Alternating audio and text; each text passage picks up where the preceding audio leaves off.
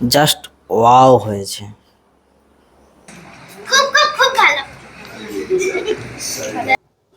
রান্নার জন্য পুরো রেডি হয়ে গেছে। এবার আমরা হ্যালো বন্ধুরা, welcome to my new blog. এখন চলে এসেছি নতুন এক ভিডিও নিয়ে। আশা করি সবাই ভালো আছো। অনেক দিন পর আবার ব্লগ শ্যুট করছি, আর অনেক অনেক কারণে, অনেক প্রবলেমের জন্য 1 বছর কোনো ভিডিও আসেনি। 5 কেজি ওজনের কাতলার সাইজ ছিল, সেখান থেকে আমরা তার কিছুটা কাটা নিয়েছি।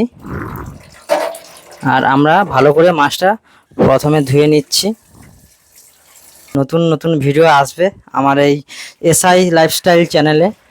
এবার আমরা মাছগুলোকে ধুয়ে রাখছি এখানে। লবণটা ভালো করে মাখিয়ে নিতে হবে। এবার পরিমাণ মতো গুঁড়ো হলুদ দিয়ে দেব। মাছের টুকরোতে ভালো করে হলুদ গুঁড়োগুলো মাখিয়ে দিতে হবে। হচ্ছে আমাদের একটা ছোট্ট সেটআপ হচ্ছে কিচেন রুম, যেখানে আমরা ব্লগ শ্যুট করব। প্রায় কাজ ইনকমপ্লিট হয়ে রয়ে গিয়েছে, এখন কাজ বাকি আছে। আর যদি ভিডিওটা ভালো লাগে লাইক করো, শেয়ার করো, সাবস্ক্রাইব করো। কে কে গো? এই যে আমার সোনা কপাল, সোনার টুকরাটা, আমার ভাগ্নি, আমার ভাগনা, সবাই কার্টুন দেখছে এখন। ভুলবশত পড়ে গিয়ে হাত ভেঙে ফেলেছে। দাদুর বয়স এখন 99, আর 1 বছর হলে সেঞ্চুরি হয়ে যাবে। আমরা এই পুকুর থেকে জলে যে থাকে ছোট ছোট গেঁড়ি, যাকে জল শামুকও বলে, জল গেঁড়ি বলে অনেকে, আর তার আজকে আমরা রেসিপি বানাবো। আমরা পুকুর থেকে আমার বড় মা তুলে নিয়েছে, আর ইন্দু সেগুলোকে একে একে সূঁচ দিয়ে ছাড়িয়ে নিচ্ছে এইভাবে। চলো আমরা গেঁড়িগুলোকে পুরো ছাড়িয়ে নিই, তারপর কন্টিনিউ করব। এই রেসিপি মানে জাস্ট দারুণ খেতে হয়, আর খেলে আমাদের শরীরে অনেক অনেক উপকার, যেগুলো ওষুধের কাজও করে। মাছ ভাজা শুরু হবে। আমরা বাড়িতে লোহার কড়াতে রান্না করে খাই, কারণ লোহার কড়াতে রান্না করে খেলে শরীরে আয়রন পায়, হিমোগ্লোবিন তৈরিতে সাহায্য করে। এবার আমরা কড়াই তেল দিয়ে দেব। আমরা একে একে একে সব মাছগুলো কড়াই দিয়ে দেব বন্ধুরা। আর আমাদের এখানে চলছে এখন গেঁড়ি ছাড়ানো। ইন্দু অনেকগুলো জল ভাঁটুই বা গেঁড়ি অনেকগুলো ছাড়িয়ে নিয়েছে, টাইম লাগবে। এদিকে দেখা দেখি।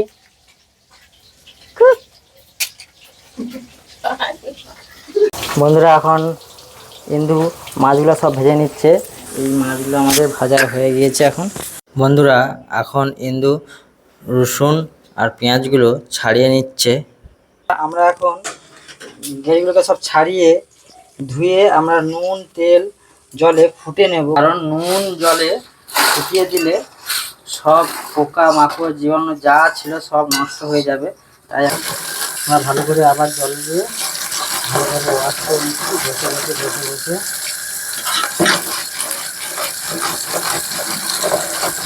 আমরা গেঁড়িগুলোকে সিদ্ধ করে ভালো করে ধুয়ে তারপর আমরা আবার পরিষ্কার করে নিয়েছি। দেখতে পাচ্ছেন আমাদের একদম গেঁড়ি জলঘাঁটাইগুলো আমাদের তৈরি রেডি হয়ে গেছে, রান্নার জন্য পুরো রেডি হয়ে গেছে। এবার আমরা দেখাবো কিভাবে আমরা রান্নার প্রসিডিউরটা করি। হ্যাঁ, তোমরা দেখতে থাকো। ভিডিওটা ভালো লাগলে লাইক করো, শেয়ার করো, সাবস্ক্রাইব করো। চলো আমরা এবার বন্ধুরা রসুনগুলো বেটে নেব।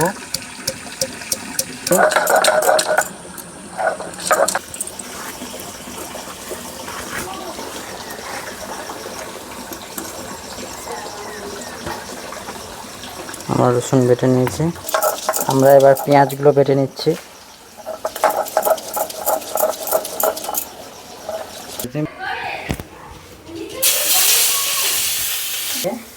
এবার পেঁয়াজ বাটাটা দিয়ে দিলাম। প্রথম একটু লজ্জা পাই, সব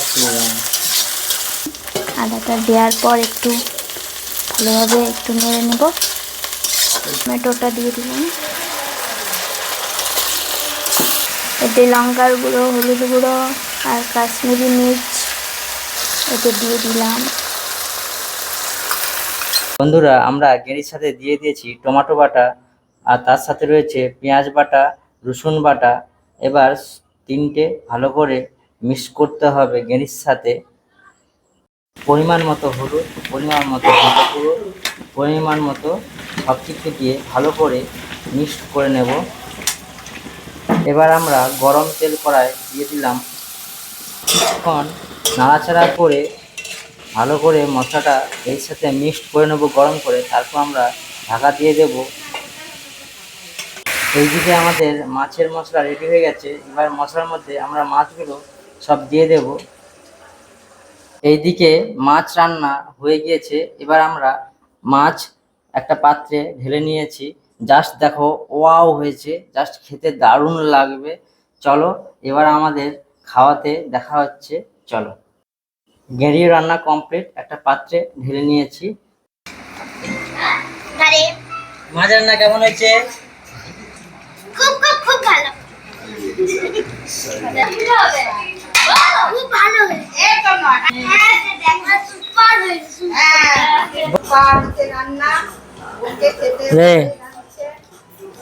বাটি চচ্চড়ি, জল ভাটারের বাটি চচ্চড়ি, আর কাতলা কাতলা ক্যারি। দেবায়নের খাবার রেডি হচ্ছে। তার খাবার রেডি করছে এখন। এখানে আজকে আমি শেষ করছি। যদি ভিডিওটা ভালো লাগে লাইক করো, কমেন্ট করো, শেয়ার করো।